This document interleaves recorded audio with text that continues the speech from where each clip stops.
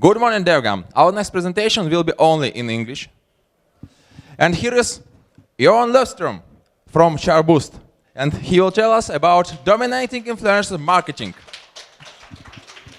Thank you very much. Yeah, I'm going to speak in the next 20 minutes or so about influencer marketing. Just to explain what influencer marketing is, I mean, think about YouTube, think about a YouTube star like PewDiePie going through a game and talking about the gameplay and tips and tricks and that kind of stuff. That's basically influencer marketing. Let's kick right off. And just briefly about me and Chartboost and Rooster and influencer marketing in general.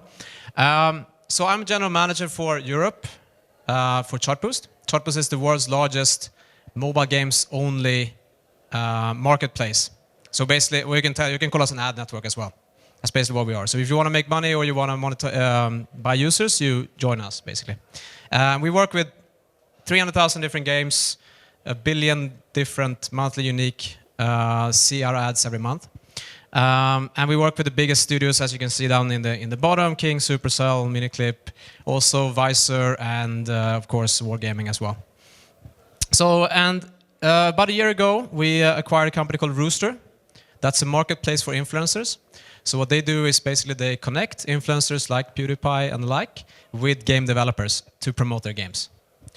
And that's basically what I'm going to talk about today. And I'm going to focus on four reasons on why influencer marketing is a next thing, maybe not the next thing, but a next thing in mobile marketing. And I'm going to talk a little bit about how to become successful promoting your game, how to design your games so it's successful on YouTube, and also how it's successful to work with influencers. And we'll wrap up with about 5 minutes or so of questions. And by the way, guys, if there are any pressing questions, then don't be afraid to interrupt me. We can also talk like this, make it a little bit more interactive. So, in essence, a few reasons then why influencer marketing is so interesting right now. First of all, I think everyone who's been trying to promote a game using paid user acquisition knows that it's very difficult, right? It's getting more and more expensive. It's getting harder and harder to get it for free. Organic is harder. Being featured is more difficult. So it's, in essence, acquisition channels are crowded, which leaves room for new ones like this. YouTube is much, much better for video than Facebook is in terms of gaming. They have a lot more views. People go there to actually watch gameplay, whereas in Facebook it's much more about promoting your game. And then, a lot of gamers, as you know, I'm sure, go to YouTube to check out, new games. Finally, when you make campaigns with influencers like this, they actually do quite a lot of organic growth as well. You get a lot of free installs for a very long time after that. So just to iterate again then the traditional user acquisition channels are crowded, and it's more and more difficult to become featured, right? And as we know, video has a very engaged user base. And if you look at hardcore or more vivid type of gamers, 90% of them go to YouTube to check out gameplay and to get tips and tricks and to learn about new games. You can actually skip that one. And then finally, as we said, paid campaigns actually, we have examples of generating 30% more installs for a very long time after the campaign was actually up and running. So that's a little bit of why, and now a little bit on how much. And basically, just to give you a little bit of sense of how big this is, we have 144 billion minutes of gaming watched every month.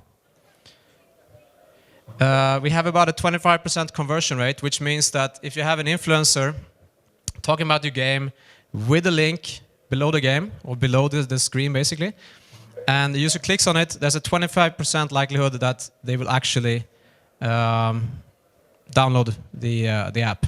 So 25% install rate or conversion rate, which is extremely high in user acquisition. And then about 30% of views comes after the campaigns actually run.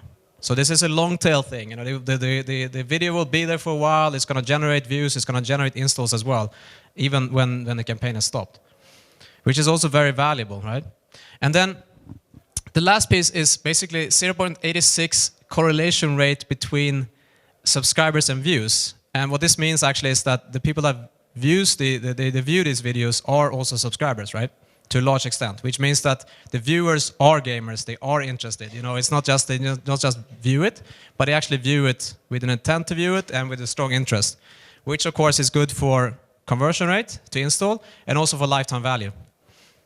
So these are, in essence, these are highly engaged and highly valuable users that come from this kind of user acquisition methods. I want to show an example also. What Ponos did. This was through Rooster, and Ponos has a game called the Battle Cats, and they used an influencer to drive installs, and in total they reached about 25 million downloads. And disclaimer, this was not all through Rooster, but Rooster played a part of it. So I wanted to show this as an example. Unfortunately, we had some internet issues, but I want to talk you through though what actually, you know, how this happened and the results that came. And basically, imagine, you know, this is basically showing the gameplay of Battle Cats. You have an influencer with a very charming, I think, Australian accent talking about the game, you know, talking about the awesome cats and how much she's kicking ass playing the game. Basically engaging audience and talking about different things that can happen in the game, right? It's a very nice video. And so, and what they did was, and what they did very well here is that they thought about different things that I'll get to it also later in the presentation. That's kind of key to be able to make this successfully. They recognize authenticity in the influencers and also in the game. So the influencer that talks about the game actually really likes the game. You can really tell that, and it kind of comes together with her personality as well. So they identify the right influencer.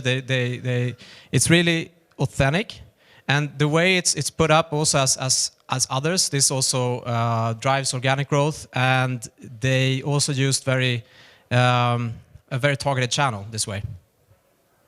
So the result, and this campaign ran for 6 weeks, $50,000 budget, and it generated 27,000 clicks, which is not a whole lot, but from there they got more than 10,000 installs, which means an install rate of 40%. Maybe my computer is in the way, but it's almost 40%.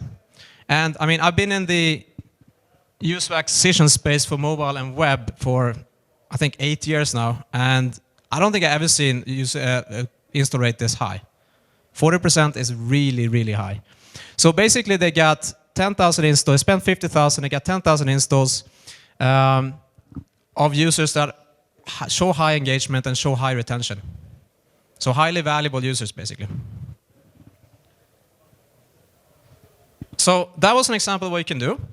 Now, I'm going to talk a little bit about how your game should look to be successful on YouTube in general, which basically means that the influencers want to play it. So, first of all, if your game has in-app purchases, it's good. It's actually very good, because then the influencer can talk about, okay, what are the perks of buying these in-app purchases, right? So a user doesn't have to actually buy it to test it out. You can try it out on YouTube. So that's interesting for a user to see. Secondly, you want it to have a really high replay value. So the game should not just be cool to play, but it should actually be cool to watch as well. So it should be fun to watch. I mean, that's a bit self-explanatory, but I think a lot of people don't really think about this designing the game. And of course, if you've watched something, and this is just like sports, right? It's, you know, if it's competitive or if it's a team play, kind of cooperative kind of gameplay, it's of course also more interesting to watch, right? So if your game has these kind of mechanics, it's also very, very suitable for YouTube. And finally, established IP. So this means, I mean, yeah, great. If you make Star Wars or Transformers games, then fantastic for this show. But you don't have to have that. It's more about creating authenticity around your characters, right? And create a bond between the viewer and the characters to make it special. So, I mean, Clash of Clans, for instance, they have their own characters in the game, right? And you have PewDiePie as an influencer, also kind of creating his bond with his audience. So it doesn't have to be an established IP. It helps, for sure. But you can also, if you can create your own IP, if you can create your own characters that speaks to the audience, that's also very, very good for the video audience. And actually, finally, user-generated content, of course, is fun. I mean, I think we've all seen a lot of the first-person shooting type of games that you can stream and you can check out like different malfunctions, bugs, or cool ways to shoot other people. This also really works really well. Things that users in the game actually create, right? So that can be fun to watch. So that was about how games are successful on video. Now it's a little bit about, okay, how are you successful with influencers? How do you contact them, and how should you behave with them? How do you make sure that they want to pick up your game? And first of all, do your research.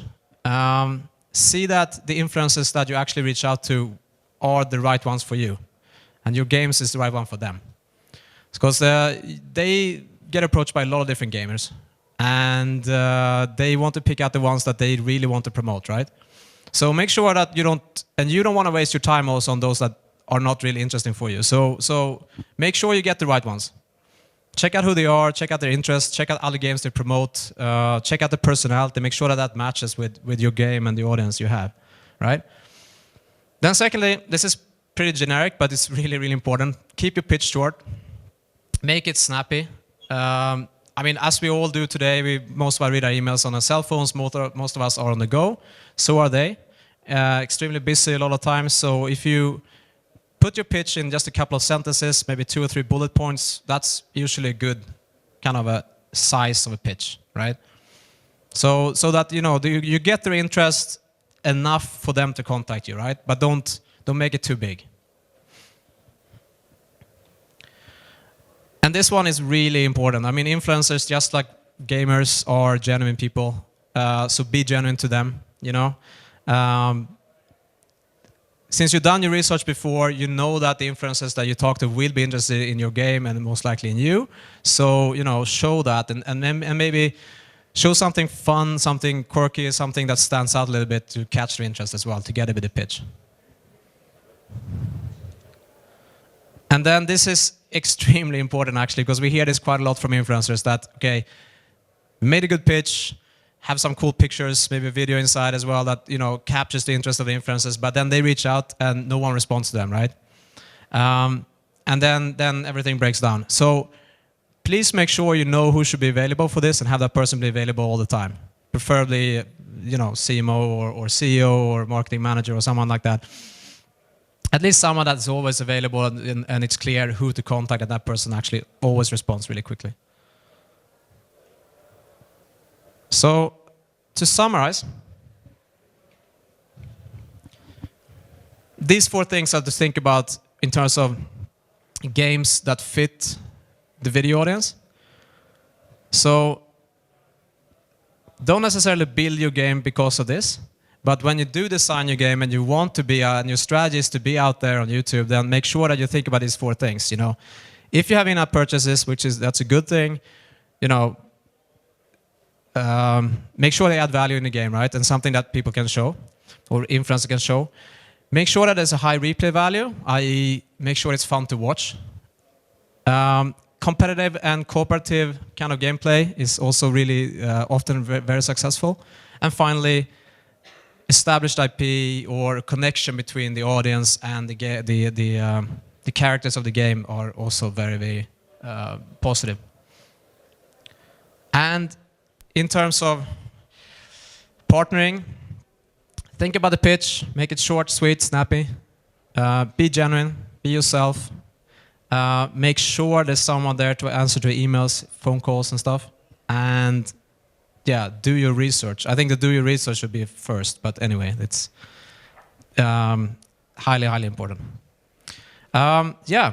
So that's it in terms of dominating influencer marketing, right? I have, I think, 5 minutes for questions. So.